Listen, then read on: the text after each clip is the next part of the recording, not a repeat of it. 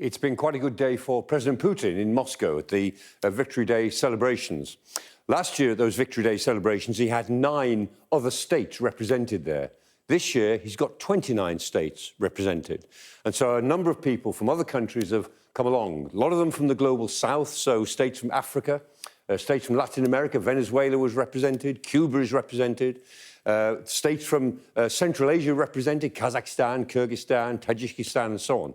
But the star of the show, from Putin's point of view, undoubtedly, is Xi Jinping. President of China. Xi Jinping is only his second visit to Russia itself, although he's met Putin many times, but only his second visit itself to Russia. And the fact that President Xi is coming to stand on the podium, on the rostrum with Putin, indicates his support for Putin in the ongoing war in Ukraine. He says, of course, that he's neutral, that he has no view on the war other than that he wants to bring peace.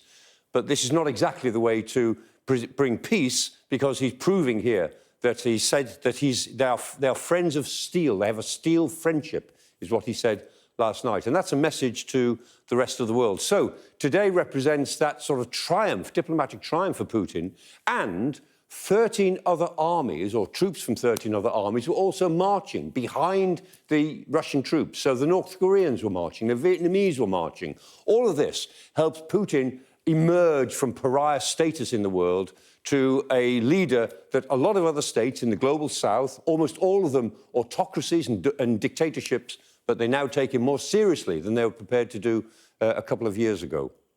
Meanwhile, in Oslo, the Western allies were having a meeting of the Joint Expeditionary Force, the JEF. And the JEF came into existence officially in 2014. It's now over 10 years old. It's led by Britain, by the United Kingdom, and it represents a series of northern European states who are drawing their militaries closer together within NATO, but they're doing much more flexibly, more potently, because they fear what is happening in Ukraine. They fear the power of Russia.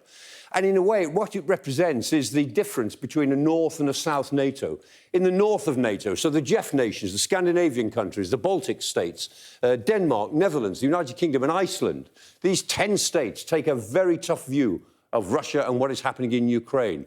And those states are pushing the Russians as hard as they can in terms of sanctions and other things. And so they even announced today more sanctions on the Ghost Fleet, the fleet of somewhere between 400 and 1,000 ships, which are running oil illegally around the world. And if you declare sanctions, you've got to chase them, because the victims of sanctions, the people who have sanctions put against them, find ways around it. So declaring sanctions means you've still got to keep going. So that's what they're doing now.